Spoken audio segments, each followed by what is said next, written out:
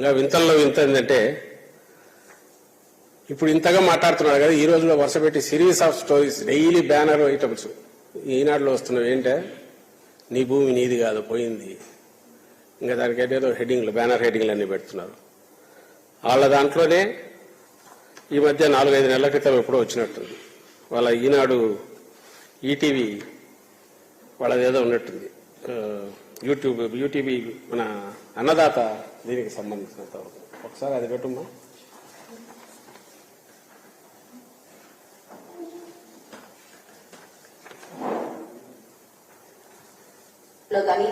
భూ యజమానులకు భద్రత కల్పించే టైటిల్ గ్యారంటీ చట్టం భవిష్యత్తులో రాబోతోంది. ఆంధ్రప్రదేశ్ లో ఇప్పటికే కూడా మీకు భూమి ఉంటే అది పట్టాదారు పాస్ పుస్తకంలో రికార్డులో కానీ నమోదై ఉంటుంది. ప్రస్తుత విధానంలో ఒక్కోసారి భూమి ఉన్నా సరైన పాస్ పుస్తకాలు లేక లేదా ఇతర హక్కు పత్రాలు లేక రికార్డులో సరైన వివరాలు నమోదు కానందువల్ల భూ యజమానులు ఇబ్బందులు పడుతున్నారు. కానీ కొత్త చట్టాన్ని అనుసరించే భూమి హక్కుదారులు తమ వివరాలను నమోదు చేయించుకోవాల్సి ఉంటుంది. టైటిల్ రిజిస్టర్ లో ఎవరి పేరుంటే ఆ వ్యక్తినే భూ యజమానిగా పరిగణించి ప్రభుత్వం ఆ భూమికి గ్యారంటీ కల్పిస్తుంది. టైటిల్ గ్యారంటీ చట్టం పూర్తి వివరాల గురించి హైదరాబాద్ కు చెందిన ప్రముఖ భూ చట్టాల నిపుణులు ఎం సునీల్ కుమార్ నుంచి తెలుసుకుందాం. అంతేకాదు ఈ రికార్డులో ఉన్న వివరాలకి గవర్నమెంటే గ్యారంటీ ఇస్తుంది. ప్రభుత్వ హామీ ఉంటుంది కాబట్టి ఆ రిజిస్టర్ లో మన పేరు వచ్చిన తర్వాత కూడా ఏదన్నా కష్టం నష్టం కలిగి ఆ భూమి మీద హక్కు కోల్పోవాల్సి వస్తే కనుక ఇన్సూరెన్స్ డబ్బులు వస్తాయి. దాన్ని టైటిల్ ఇన్సూరెన్స్ అంటాం. ఈ రోజున మనం ఒక కారు కొనుక్కున్నప్పుడు, ఒక బైక్ కొనుక్కున్నప్పుడు ఇన్సూరెన్స్ చెల్లిస్తాం. ఆ కారుకో బైక్ మన ప్రమేయం ఉన్నా, మన తప్పున్నా వేసుకున్న ఏదైనా నష్టం జరిగితే ఇన్సూరెన్స్ కంపెనీ వాళ్ళు కొంత డబ్బులు చెల్లిస్తారు.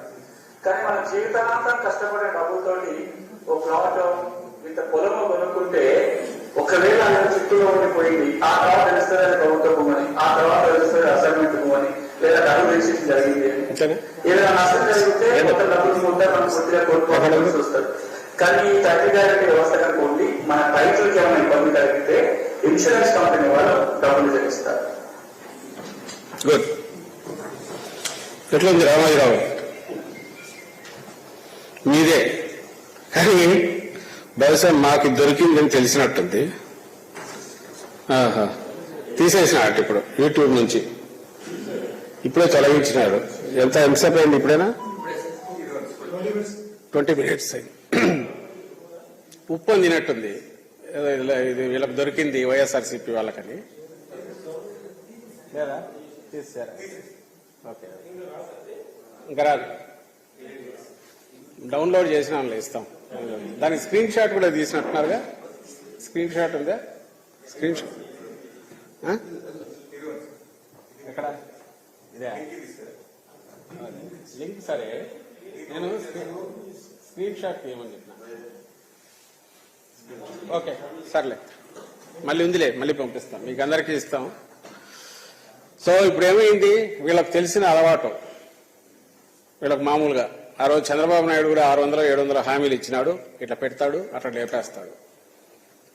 ఈ పెద్ద ఆయన ముసలాయనకు రామోజీరావుకు ఇప్పుడు తెలిసినట్టుంది, ఇమ్మీడియట్ తను పీకేసినాడు. నోరు తెరిస్తే అబద్ధాల్లో కూడా ఎవరికి హామీ చేయని అయితే ఏమన్నా అనుకోవచ్చు, లేదా రాజకీయం కోసం ఏదో మాట్లాడుతున్నారంటే ఏమన్నా అనుకోవచ్చు.